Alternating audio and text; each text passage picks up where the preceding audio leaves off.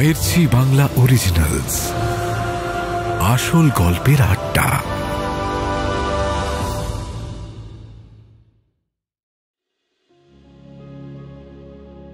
Soumyadip post অফিসের বাইরের main রাস্তায় এসে দাঁড়ালো।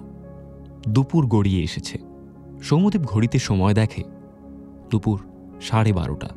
সূর্য তখন মধ্য গগনে, তবে সূর্যের তেজ এখন কমেছে। তার বদলে সুন্দর ফুরফুরে হাওয়া দিচ্ছে। সৌম্যদীপ চাকরির চিঠিটা ভালো করে ব্যাগে ঢুকিয়ে রাখে। এটা হারালে চলবে না। মনটা বেশ ভালো হয়ে গেল। সকালে চন্দ্রকেতুগড়ে নামার পর থেকে যা সব হচ্ছে, তারপর এই চাকরির চিঠিটা অবশেষে হাতে পাওয়া, এটাই বিশাল ব্যাপার।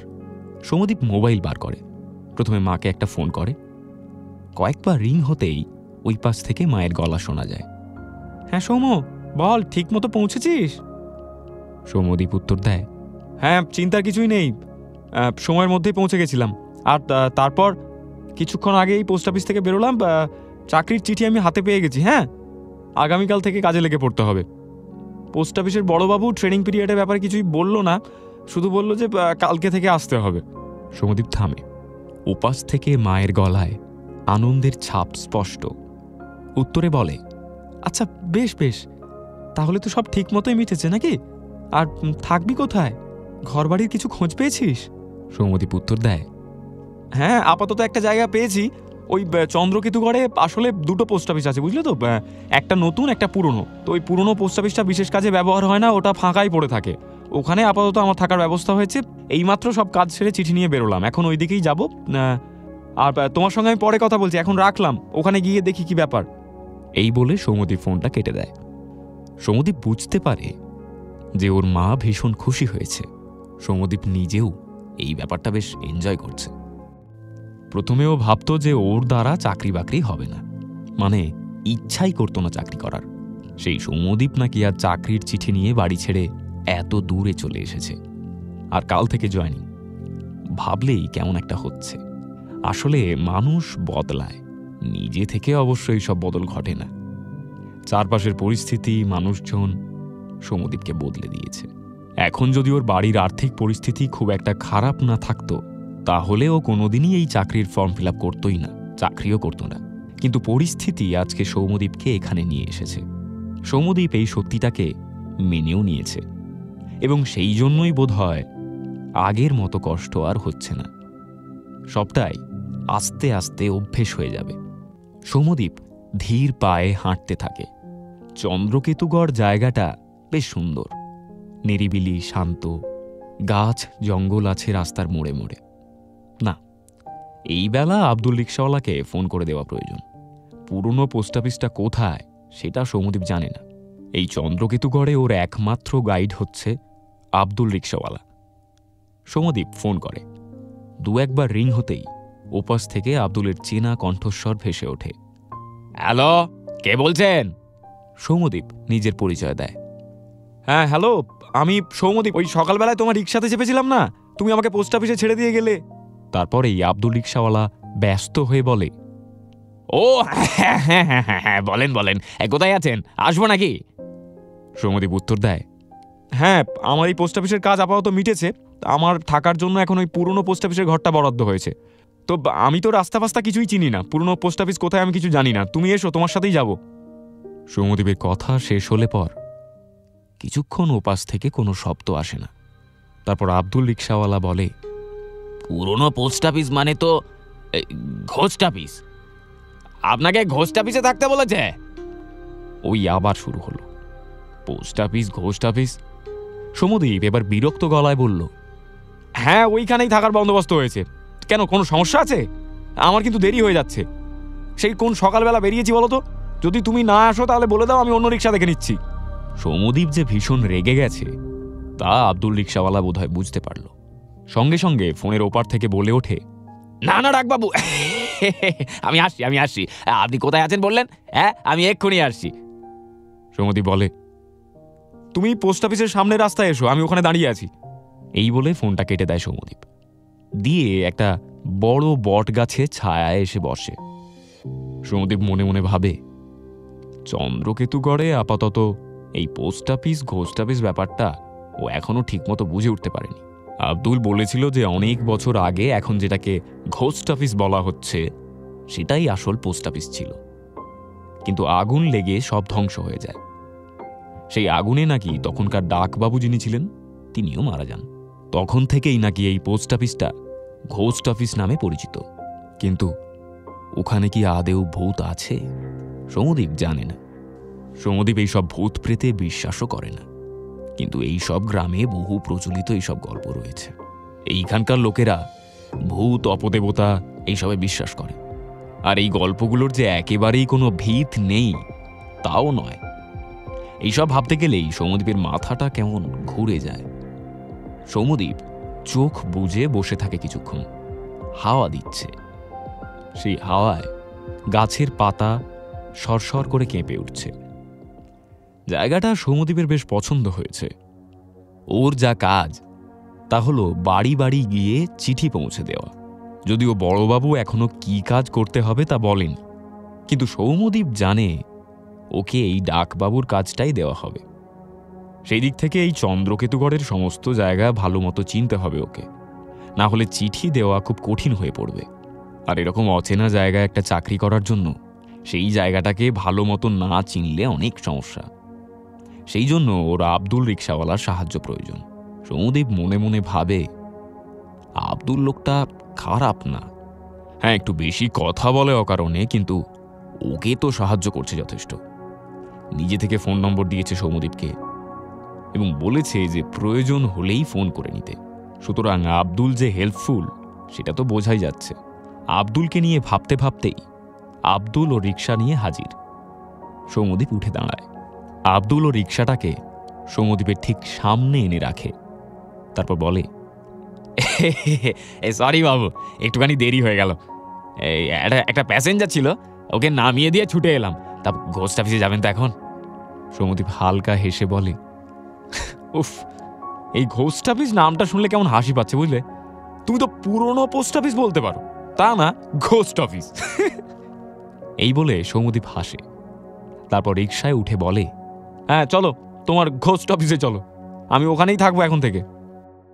আব্দুল রিক্সা চালাতে শুরু করে সৌমদীপের কথার উত্তরে বলে, হ্যাঁ সে থাকুন, কিন্তু ওই জায়গাটা তো খুব একটা সুবিধের নয়। মানে ধারে কাছে কোনো জনবসতি নাই, সবচেয়ে কাছের দোকানপাট ঘোস্ট অফিস থেকে আরও 10 মিনিটের হাঁটা পথ, রিক্সায় 5 মিনিট লাগবে।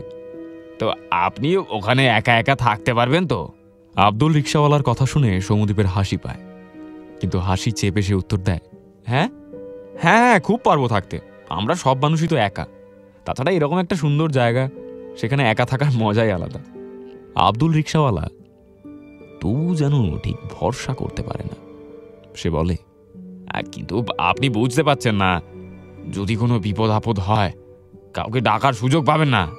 সৌমদীপ এবার পাল্টা জিজ্ঞেস করে, কি বিপদ আপদ হতে পারে? ভূত ধরবে? ঘোস্ট অফিসের পুরনো ডাকবাবুর ভূত এসে আমার ঘাড় মোটকে চলে যাবে, তাই তো? আব্দুল রিক্সাওয়ালা ঘাড় নেড়ে বলে, ছি ছি ছি ছি, বলবেন না বলবেন না, ভূত প্রেত নিয়ে মজা কি করাটা ঠিক না, তেনারা আছেন। সৌমদীপ হেসে বলে, আচ্ছা ঠিক আছে, তেনারা থাকুন, তো আমি তো কোনো ডিস্টার্ব করছি না তাদেরকে, আমি করবও না। আমি থাকবো আমার মতো, তারা থাকবে তাদের মতো, ব্যাস মিলে গেল। আর তুমি তাড়াতাড়ি রিক্সা চালাও, দুপুর হয়ে গেল, পেটে কিছুই পড়েনি গো, চলো। আব্দুল জোরে জোরে প্যাডেল করতে শুরু করে। রিক্সা পাঁই পাঁই করে ছুটতে থাকে সৌমদীপকে নিয়ে। গন্তব্য ঘোস্ট অফিস।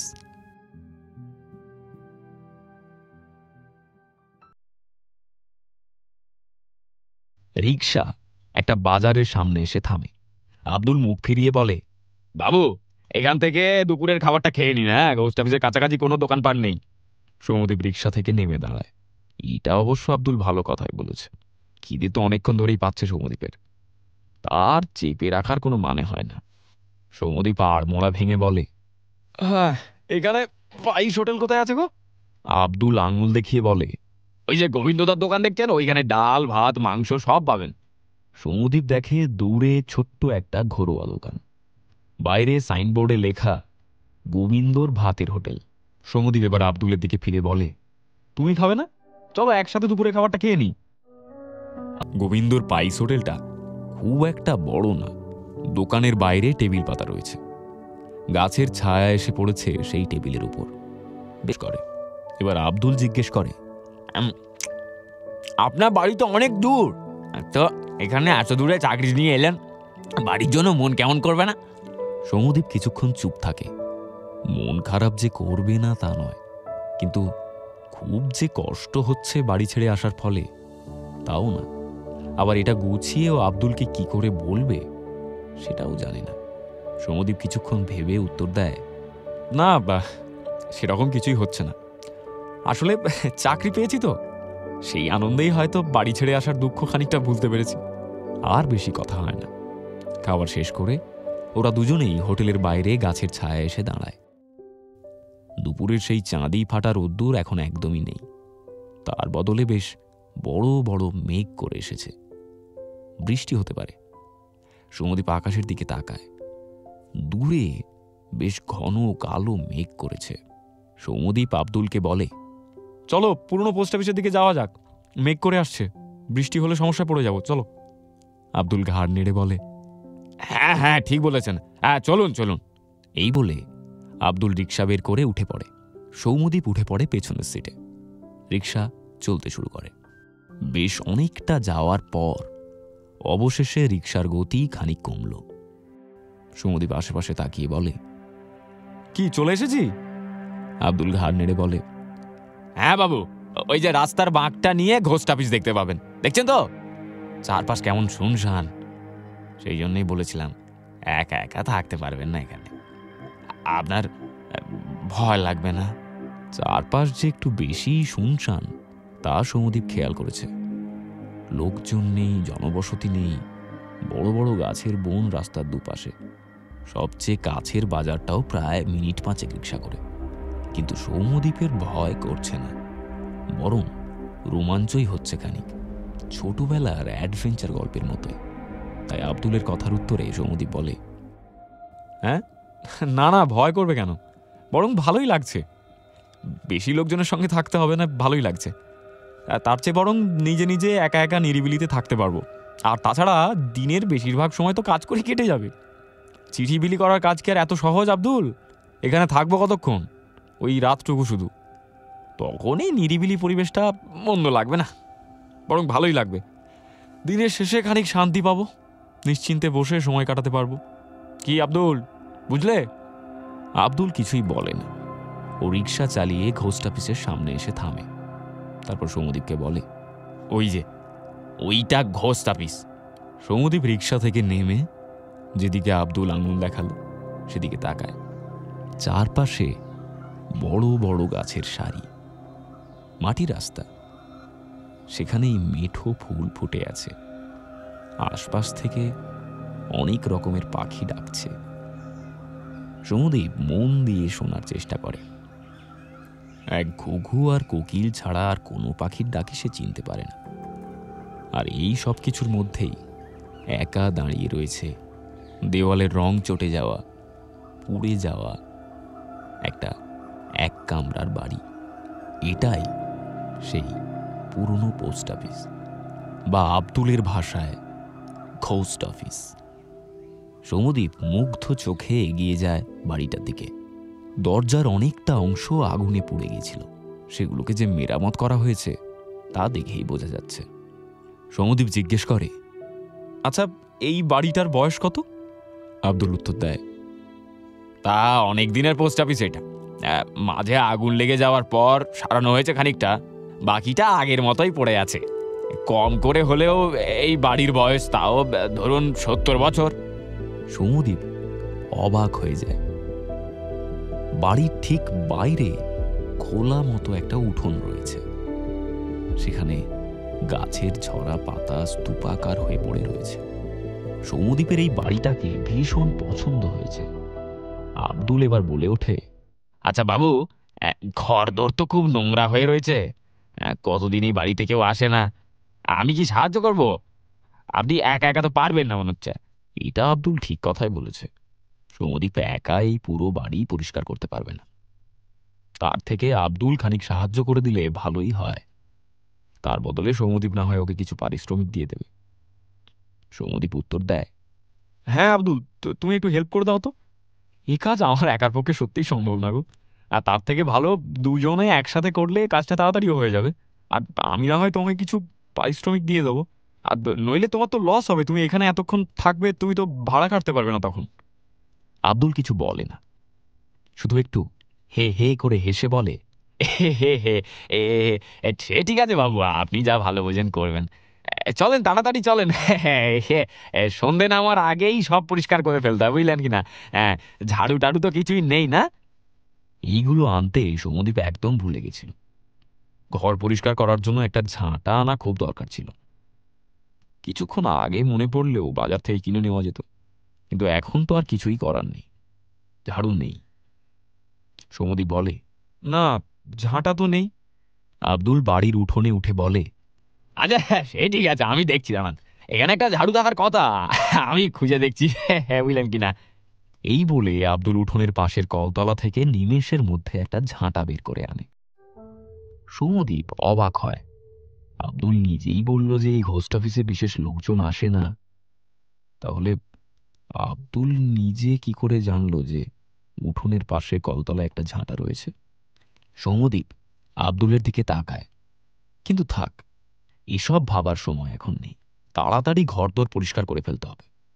সন্ধে হয়ে গেলে তখন আর ঝাড়পোছ করা সম্ভব হবে না।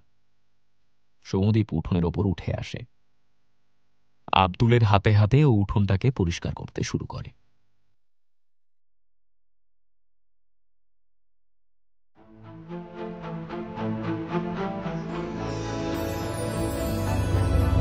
মির্চি বাংলা অরিজিনালস, আসল গল্পের আড্ডা।